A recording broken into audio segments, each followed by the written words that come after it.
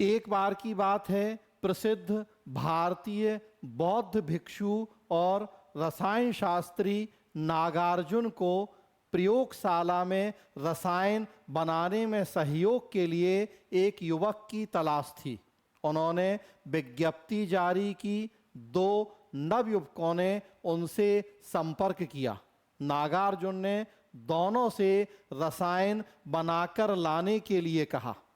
पहला युवक 2 दिन बाद रसायन बनाकर आया तो नागार्जुन ने पूछा कि क्या तुम्हें रसायन बनाते समय कोई कष्ट तो नहीं हुआ?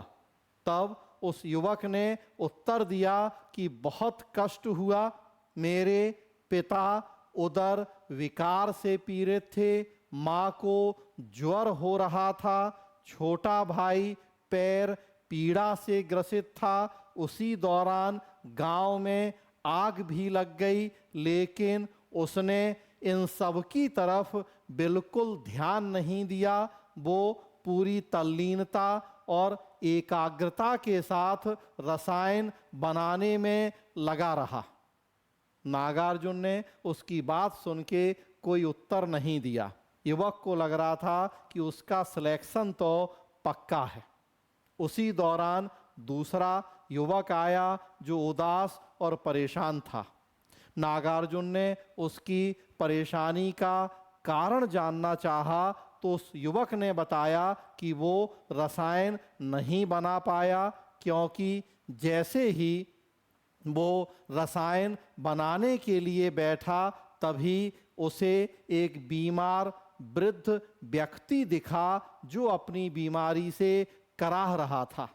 वो युवक उस व्यक्ति को अपने घर ले गया, उसकी सेवा देखभाल की और अब वो व्यक्ति पूरी तरह से ठीक है, इसलिए वो रसायन नहीं बना पाया और नागार्जुन के पास क्षमा याचना करने और 2 दिन का अतिरिक्त समय लेने के लिए आया है। नागार्जुन मुस्कुराए और उस दूसरे युवक से कहा कि तुम कल से काम पर आ जाना। पहला व्यक्ति आश्चर्यचकित था, सोच रहा था कि ऐसा क्यों हुआ, उसका सिलेक्शन क्यों नहीं किया गया। तब नागार्जुन ने उसे बताया कि तुम काम तो बहुत अच्छा कर सकते हो, लेकिन काम के पीछे की छुपी भावना और उसका उद्देश्य नहीं समझ सकते। रसायन बनाने का उद्देश्य है रोग निवारण करना। अगर रोगी व्यक्ति के प्रति तुम्हारे मन में संवेदना ही नहीं है तो ऐसा रसायन बनाकर किस काम का होगा? व्यक्ति मुंह लटकाकर वापस लौट गया। तो कहने का मतलब कि हम जो भी काम करते हैं उस काम के पीछे का उद्देश्य क्या है वो जानना भी जरूरी है।